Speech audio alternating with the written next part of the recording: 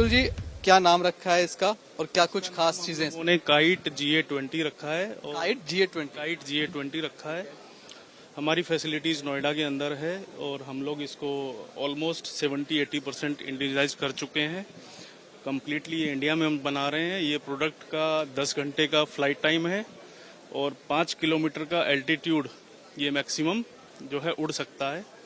उसके अलावा ये 5 kg तक का पेलोड इन विंग्स के ऊपर अपना इक्वली डिस्ट्रीब्यूट करके उड़ सकता है और अगर कहीं पे कुछ पेलोड हमें पहुंचाना है तो वो इस काम के लिए भी यूज किया जा सकता है। जो वीडियो हम देख रहे हैं ये उसी का है? ये वीडियो उसी का है। यूएवी जो आपका काइट GA20 है।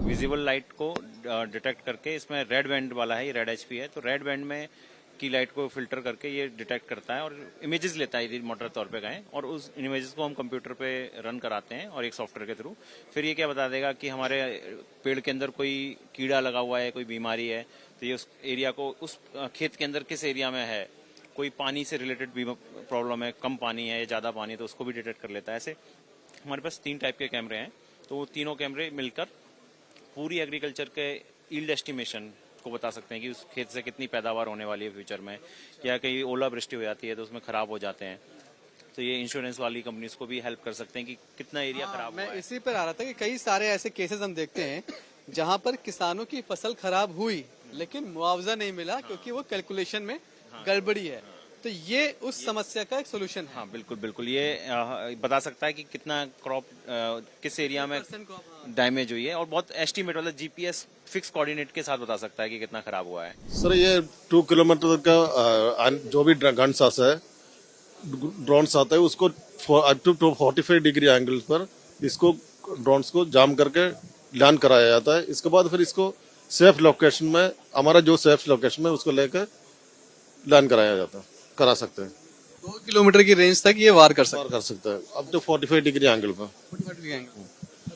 सर अगर मतलब इसको हम देख रहे हैं कि बहुत इजी टू कैरी है, ऐसे ही इसको इस्तेमाल करते हैं या कोई सेटअप करना पड़ता है इसके लिए? इसको सोल्जर अपना QRT में भी यूज कर सकता है, जैसे QRT जाता है उसमें कई टैंक में भी किस में भी बैठ के इसको यूज कर सकता है। मतलब कोई सेटअप का जरूरत नहीं, हाँ अपना खुद ही अपना पर्सनली कैरी कर सकते हैं, जैसे राइफल यूज करते हैं उसी तरफ से लेकर कैरी कर सकते हैं। अभी कुछ दिनों के लिए जो भारत पाकिस्तान का युद्ध चला उसमें कामिकाज़ी ड्रोन्स का नाम हमने बहुत सुना, जिनका इस्तेमाल भारत ने किया। कामिकाज़ी ड्रोन्स किस तरह के होते हैं वो मैं आपको दिखा रहा हूँ। जो अभिषेक के हाथ में है इसे ही आप कामिकाज़ी ड्रोन समझिए। इनका ही इस्तेमाल किया गया था जब भारत पाकिस्तान की लड़ाई कुछ दिनों के लिए चल रही थी। तो अभिषेक, ये उसी तरह का एक ड्रोन है, क्या कुछ खासियत होती है? जी सर, आप इसे देख रहे हैं, ये काफी छोटा एक ड्रोन दिख रहा होगा आपको, बट इसकी कैपेबिलिटीज बहुत ही डायनेमिक है। मतलब जब आप टैक्टिकल वॉरफेयर देखते हैं, जब आप ऐसी चीजें देखते हैं जहां पे आप एक एसिमेट्रिक वॉरफेयर देखते हैं कि आप एक बहुत ही कम अमाउंट ऑफ चीजों में या कम एम्युनिशंस के साथ एक बहुत बड़े मूवमेंट पे या ट्रूप्स की मूवमेंट पे या आर्टिलरी गन्स पे आप हमला कर सके, तो आप एक कामिकाज़े ड्रोन की तरफ देखते हैं। ये FPV कामिकाज़े ड्रोन है। FPV मतलब फर्स्ट पर्सन व्यू, यानी कि जो पायलट होगा उसको सामने दिख रहा होगा इस कैमरे की मदद से कि क्या चल रहा है टैक्टिकल वॉरफील्ड में, और वो अपने उसके हिसाब से ही इसके नीचे जो पेलोड होगा, जो कि एक बॉम्ब हो सकता है, एक मोटर हो सकता है, एक ग्रेनेड हो सकता है, उसको वो ड्रोन के साथ या फिर ड्रोन से सिर्फ ड्रॉप कर सकता है अपने एनिमी ट्रूप्स के ऊपर। If you like the video, do like, comment, share and subscribe.